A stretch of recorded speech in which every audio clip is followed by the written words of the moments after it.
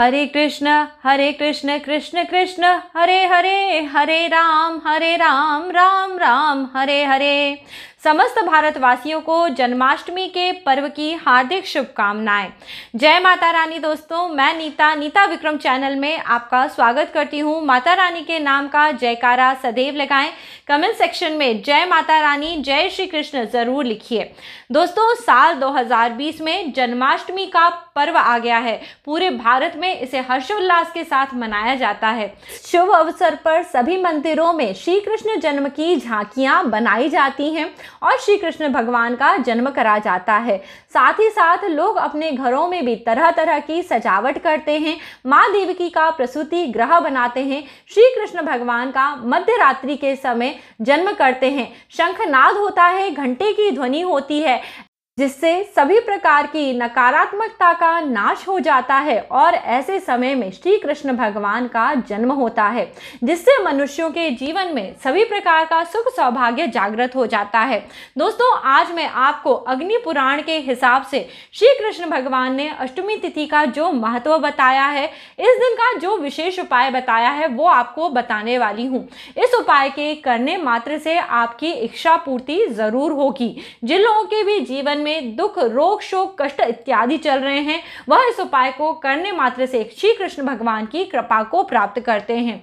जय बोलिए श्री कृष्ण भगवान की जय। परंतु दोस्तों, साल 2020 में सभी लोग बहुत दुविधा में पड़े हुए हैं। कई जगह जन्माष्टमी का पर्व 11 अगस्त को मनाया जा रहा है, वहीं कई जगह इसे 12 अगस्त को मनाया जा रहा है। दोनों ही तिथियां दोस्तों अपने आप में विलक्षण हैं, क्योंकि दोनों ही तिथियों में कुछ ना कुछ विशेषता है। इसलिए उज्जैन, काशी, जगन्नाथपुरी में 11 अगस्त के दिन पे जन्माष्टमी का पर्व मनाया जाएगा और श्री कृष्ण भगवान का जन्म करा जाएगा। जबकि 12 अगस्त के दिन पे मथुरा एवं वृंदावन में श्री कृष्ण जन्म का उत्सव मनाएंगे। इसी दिन पे दोस्तों दही हांडी का पर्व भी मनाया जाएगा। 12 अगस्त 2020 को भाद्रपद मास के कृष्ण पक्ष की अष्टमी तिथि है। दोस्तों, यह बुधवार का दिन है, इसलिए इस तिथि का विशेष महत्व है। मध्य रात्रि के बाद इसी दिन पे दोस्तों रोहिणी नक्षत्र भी लग जाएगा। इस बारे में हम आगे बात करने वाले हैं। तो दोस्तों, जल्दी से नीता विक्रम चैनल सब्सक्राइब कर लीजिए। वीडियो के नीचे बने हुए लाल रंग के सब्सक्राइब के बटन को प्रेस करिए। बाजू में बनी हुई घंटी और बेल के निशान को प्रेस करिए। इससे आपको मेरे सभी वीडियो के नोटिफिकेशन निःशुल्क प्राप्त होंगे, जिससे व्रत, पूजा पाठ, त्योहार संबंधी जानकारियां आपको प्राप्त होंगी। इससे व्रत, पूजा पाठ में आपसे कोई गलती नहीं होगी। आज का वीडियो अगर आपको पसंद आ रहा है तो इसे लाइक करिए, सभी फैमिली फ्रेंड्स में सबके साथ जरूर शेयर करिए। इससे आपको धर्म का लाभ होगा। दोस्तों, जैसा कि हम बात कर रहे थे 12 अगस्त 2020 के बारे में, यह बुधवार युक्त अष्टमी की तिथि है। इसका वर्णन अग्नि पुराण में मिलता है। यह मैंने स्वयं पढ़ा हुआ है, इसलिए मैं आपको इसके बारे में विस्तार से बता रही हूँ। अष्टमी की तिथि पे दोस्तों आप जब श्री कृष्ण जन्म की कथा सुनेंगे, एक तरफ तो माँ देवकी ने श्री कृष्ण भगवान को जन्म दिया था, वहीं दूसरी ओर माँ यशोदा ने एक पुत्री को जन्म दिया था, जिन्हें योग माया का रूप बताया गया। श्री कृष्ण जन्म के पश्चात माँ देवकी और वसुदेव जी ने भगवान के चतुर्भुज रूप के दर्शन करे, परंतु माँ योग माया के प्रभाव स्वरूप वह दोनों विस्मृत हो गए और पुनः श्री कृष्ण भगवान ने छोटे बालक का रूप ले लिया। माँ योग माया के प्रभाव स्वरूप सभी पहरेदार उस समय पे सो गए और वसुदेव जी के बंधन भी खुल गए। इसके बाद वसुदेव जी श्री कृष्ण भगवान को यमुना नदी पार कराते हुए नंदगांव ले गए और वहां पे श्री कृष्ण भगवान को माँ यशोदा के पास पहुंचा दिया गया और उनकी पुत्री को लेके वसुदेव जी अपने कारागार गृह में आ गए। जब कंस को पता पड़ा कि देवकी ने एक पुत्री को जन्म दिया है, तो वह उसे मारने के लिए उद्यत हुआ और कारागृह में आ पहुंचा। जैसे ही उसने उस लड़की को मारना चाहा, वह आकाश मार्ग की ओर उड़ गई और देवी योग माया का रूप धारण करके वह कंस से कहने लगी, तुझे मारने वाला तो अब इस संसार में आ चुका है। और इस तरह से कंस के विनाश का काल उसी समय शुरू हो गया था। इस प्रकार माँ योग माया वहां अंतर्ध्यान हो गई। तो अग्नि पुराण में दोस्तों यह बताया गया है, अष्टमी की तिथि जब बुधवार के दिन होती है, इसका विशेष महत्व होता है। इस तिथि को माँ योग माया एवं श्री कृष्ण भगवान का आशीर्वाद प्राप्त होता है। श्री हरि विष्णु की कृपा से इस दिन पे जो लोग विशेष उपाय करते हैं उनके जीवन में कभी भी दरिद्रता नहीं आती है। विष्णु भगवान इस संसार के पालन करता है और माँ जगदम्बा प्रकृति रूपा हैं। उनके ध्यान मात्र से सभी तरह के कष्टों का नाश हो जाता है।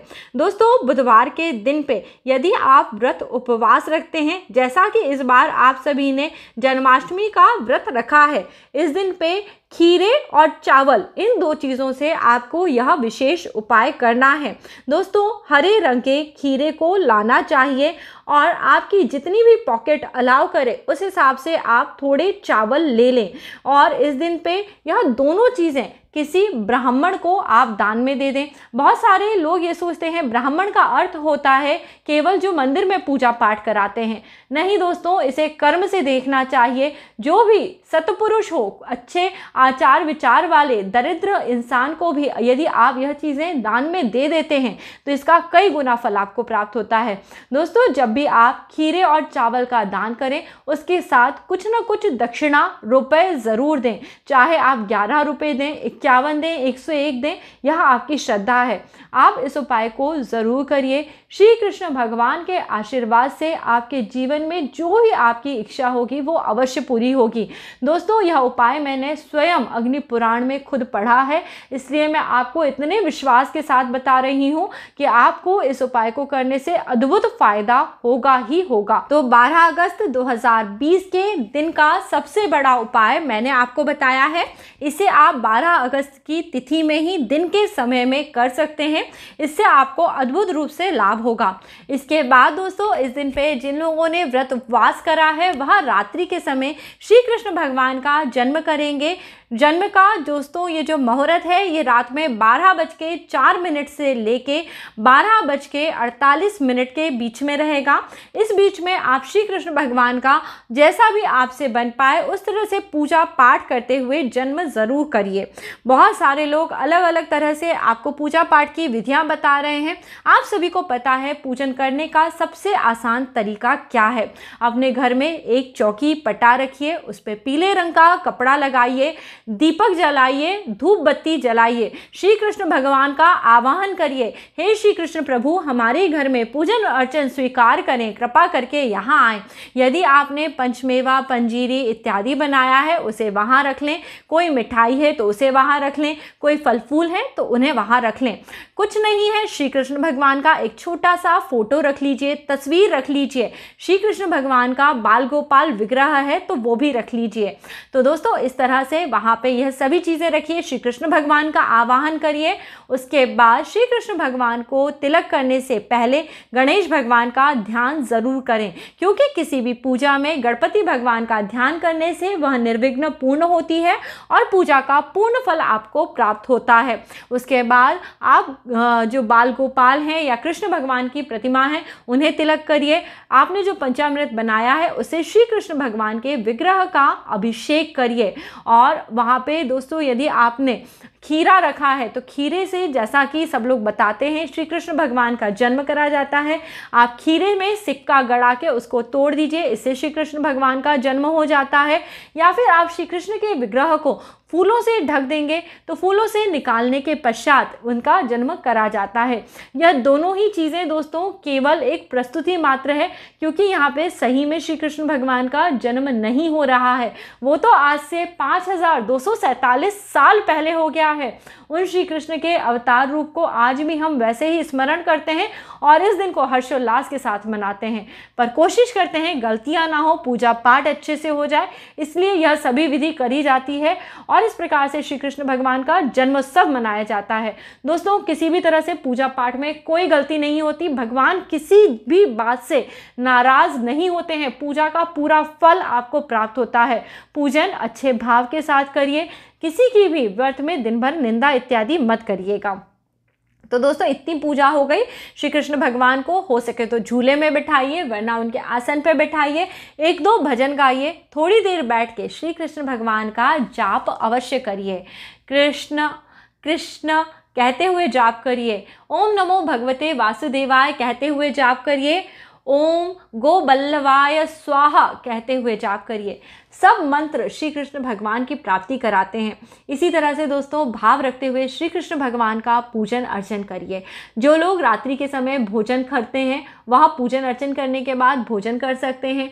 जो लोग इस समय पे अपने व्रत का पारण नहीं करते वह अगले दिन प्रातः सुबह 5:30 बजे के बाद अपने व्रत का पारण कर सकते हैं। व्रत का पारण करने के लिए केवल जल पीकर और तुलसी खाकर व्रत का पारण करा जा सकता है।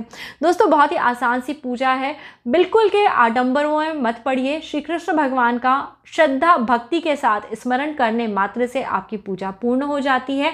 और दान, जो कि मैंने आपको बता ही दिया है, इस दिन का विशेष उपाय है दान। इस दान को करने से आपकी पूजा 101% ज़रूर सफल होगी। ध्यान, जप, पूजा, इस तरह से कर्म करते हुए आपका मनुष्य जन्म ज़रूर सफल हो। श्री कृष्ण भगवान की शरण में हम सभी हाथ जोड़े खड़े हैं। हे प्रभु, सब आपकी ही मर्जी से हो रहा है, हम सिर्फ करने वाले हैं। इस तरह के भाव रखिए और भगवत चरणों में अपना सर्वस्व समर्पित करिए। मेरा आपकी कृपा से सब काम हो रहा है, करते हो तुम कन्हैया, मेरा नाम हो रहा है। पतवार के बिना ही मेरी नाव चल रही है, हैरान है ज़माना, मंजिल भी मिल रही है। करता नहीं मैं कुछ भी, सब काम हो रहा है, करते हो तुम कन्हैया, मेरा नाम हो रहा है। दोस्तों आज का वीडियो यहीं समाप्त करते हैं। उम्मीद करती हूँ आपको पसंद आया होगा। पसंद आया है तो लाइक करिए, फैमिली फ्रेंड्स में सबके साथ ज़रूर शेयर करिए। साथ ही साथ दोस्तों मेरा नया चैनल नीता विक्रम फैमिली, उसे भी जाके ज़रूर सब्सक्राइब करिए और वहाँ पे घर गृहस्थी से जुड़े हुए बेहतरीन टिप्स देखिए। अगली बार एक नया वीडियो लेके आपसे जल्दी मिलूंगी। तब तक के लिए नमस्ते दोस्तों, अपना ख्याल रखिए। जय माता रानी।